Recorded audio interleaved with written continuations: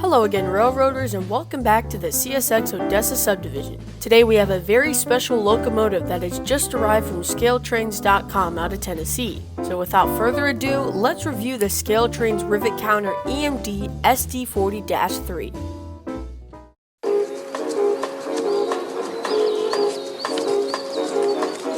Right out of the box, we receive ScaleTrains Operation Manual. This is where lubrication, maintenance, CV, and programming information can be found, along with a minor backstory of the model. The locomotive is encased in a normal plastic cage, along with white foam fill-ins and fully bordered by extruded black soft foam.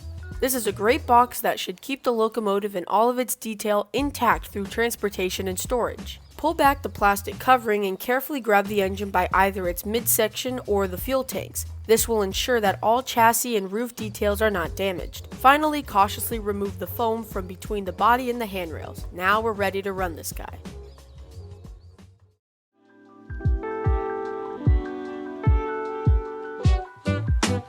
As all DCC-equipped locomotives are, the default address for this engine is 3, but simple programming can be done to match the address with the road number. My first impressions are great. Starting at the front, we can see that ScaleTrains nailed the square cab and all of the extra details that makes this model so different. The paint is sharp and there are very few spots with paint bleed. The warning stickers, lettering, and details are all legible with magnification. A staple for all modern rivet counter models are the MU hoses, cables, air hoses, coupler cut levers, and on this model, an extra realistic plow. Moving up the model, we can see sharply modeled ditch lights which are operational, the correct nose-mounted headlight, and window wipers for all front windows. The windows are slightly tinted, but that doesn't cover up the fully detailed cab interior.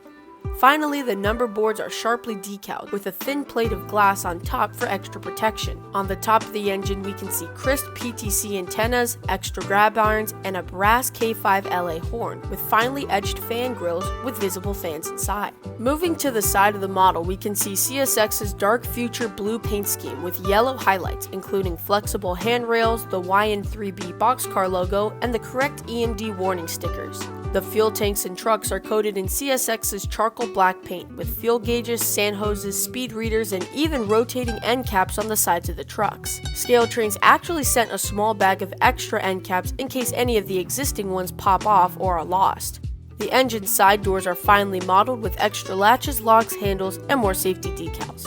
On the back, we can see the ubiquitous brake stand modeled perfectly to scale, along with a plethora of separately applied details such as grab irons, handrails, ditch lights, number boards, sand caps, coupler cut levers, extra coupler heads, and MU details. There are a myriad of more details to cover, but for the sake of this video, let's move on to the sounds.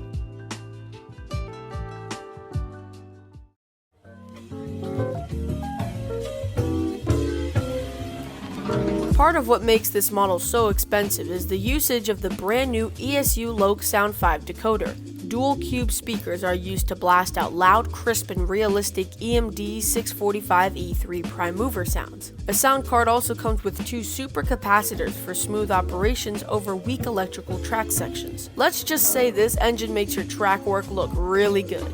With the programming of 1 CV, the engine can run on DC trackage as well, complete with automatic sounds and smooth running, perfect for around the Christmas tree. When the locomotive is placed onto the tracks, it doesn't automatically turn on. To initiate the startup sounds, F8 will have to be pressed on your decoder, but 2 more CVs can be changed so that it turns on immediately when the engine receives power.